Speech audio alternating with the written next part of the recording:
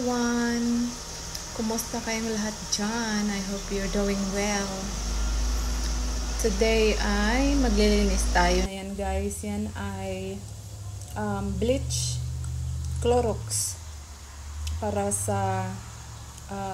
gamitin natin paglinis doon sa tub para matanggal yung mga oil.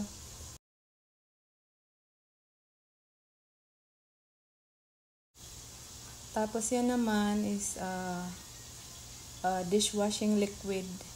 Ano lang siya guys, mga tablespoon. Tapos yung bleach naman 1 cup. Yan kasi yung nakalagay doon sa sa maintenance.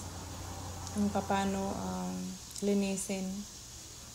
Yan, tapos bago ko yan linisin, lalagyan ko muna yung yung sa shower cleaner kasi yung mga tumitigas na dumi, yung kumakapit dyan, yan ang nakakatulong pagtanggal.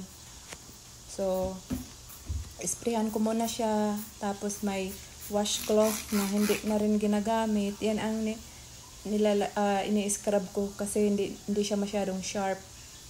So, ganyan lang.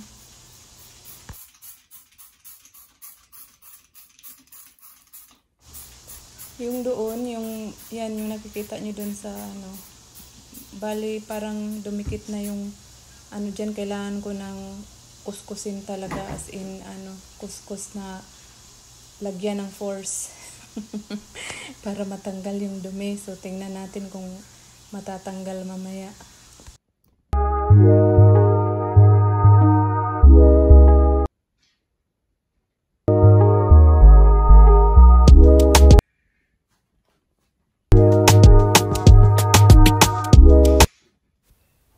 Pag naglilinis talaga ako dyan guys, sa tuwing nililinisan ko yan, pumapasok talaga ako dyan sa loob.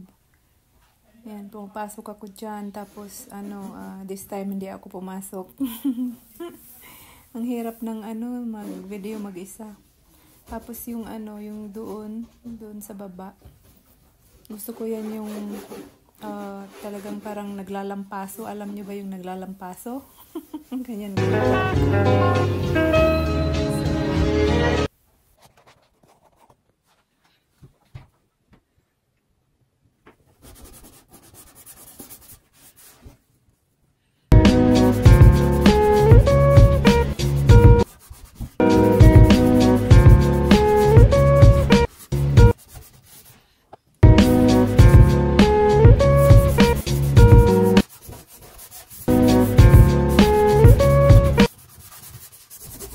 Yung sa ilalim guys ay mahirap na siyang kuskusin. So, hayaan muna natin yan. Maybe next time.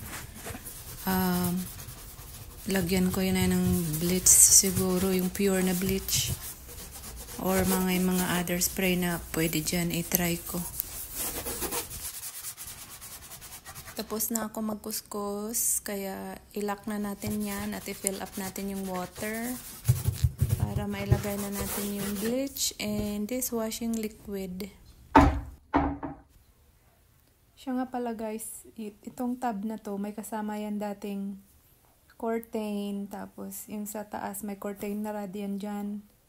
Tapos hindi ko alam kung anong nangyari. Pagdating namin galing Philippines, nalaglag yung curtain rod. Kaya wala na kaming pagsabitan. Maganda yun kasi pag makikita nyo mamaya pag naglagay na ako ng detergent, magbabubbles yan dyan ng marami. Kaya yung curtain ang nagpe-prevent.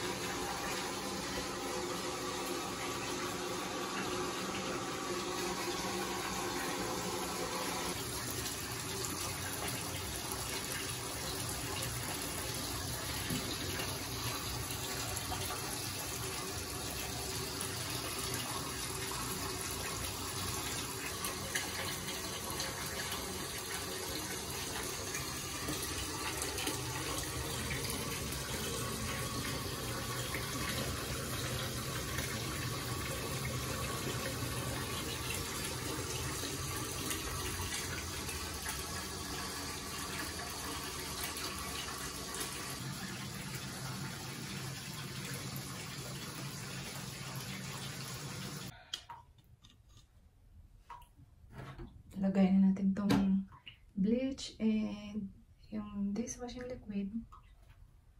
So, ganyan lang.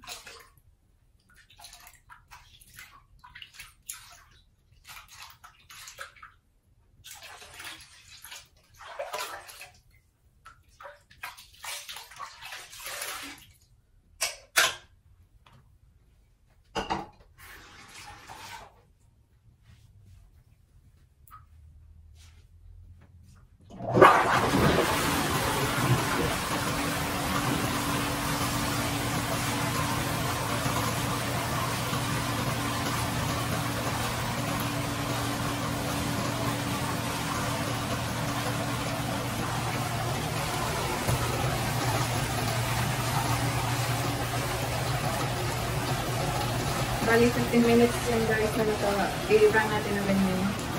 15 minutes.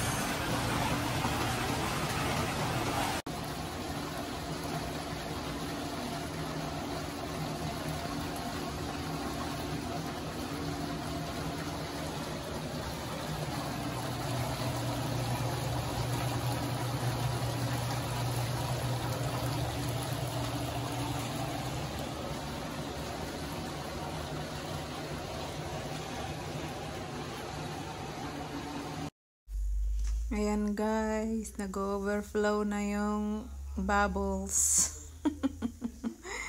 Okay.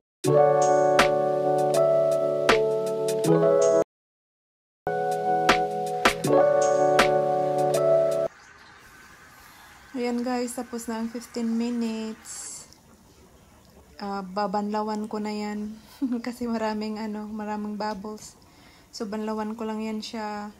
Tapos kuskusin ulit kung meron pang mga natitirang mga dumi-dumi na nakadikit.